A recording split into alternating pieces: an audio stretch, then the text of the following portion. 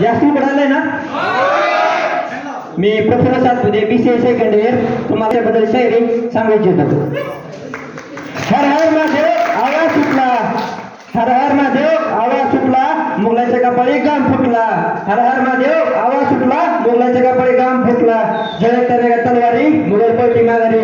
खरं सांगतो राजो, तुम्ही अजून 10 वर्ष लागला असता मुघलांनी सुद्धा कपाळी भगवाच लावला असता, मुघलांनी सुद्धा कपाळी भगवाच लावला असता. आले किती संपला ना आणि संपला ना शिवरायांचा दरबारा, शिवरायांचा दरबारा. आज ही परिस्थिती दिसत नाही. आधीची मला कशी होती, सकाळी लवकर होते, लढायला होते, तलवार होते, लेकिन पिठ्ठी नाही. आताची मावळे सकाळी उशिरा होते, बायकोच्या विषयाला कशी आणि म्हणे ती लागलं राणी राणी काय झाली माझी जिंदगीची कहाणी, जिंदगीची कहाणी. एक मुलगा होता, तो एका मुलीला म्हणाला, एक मुलगा होता तो एका मुलीला म्हणाला, गीता तुझे सूर्य मागे गाणे मायसून टाकल का. कशी ती मुलगी म्हणाली, हात तुझा गाल, हात तुझा गाल तुझा, हात तुझा गाल, कान तुझा कानाखाली खाशील का. हात माझा गाल तुझा कानाखाली खाशील का.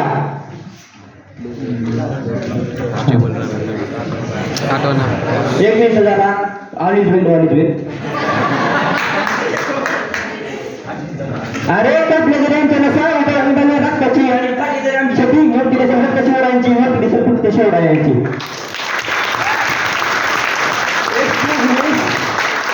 एक्सक्यूज मी म्हणणारे एक्सक्यूज मी फिरारे अशी म्हणणारी तरुण गाडी या महाराष्ट्रात जन्माला आली आणि या महाराष्ट्राचा इतिहासच बदलून गेला, महाराष्ट्राचा इतिहासच बदलून गेला. जसा जसा उद्योग करू. अंधार पडताच देवा पाहिजे, अंधार पडताच देवा पाहिजे आणि पुन्हा एकदा तुमचाच शिवा पाहिजे.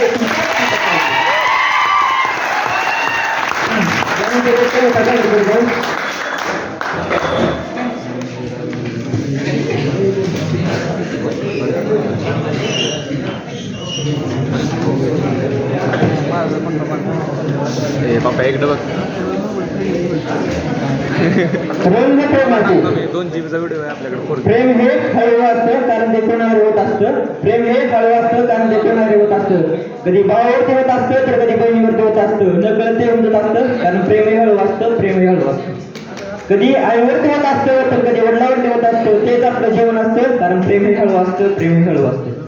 कधी प्रेयसीवर होत असतं तर कधी प्रेयकरावर होत असतं, दोघे एकमेकांच्या स्वप्नात रंगतात कारण प्रेम हे हळू असतं, प्रेम हे हळू असतं.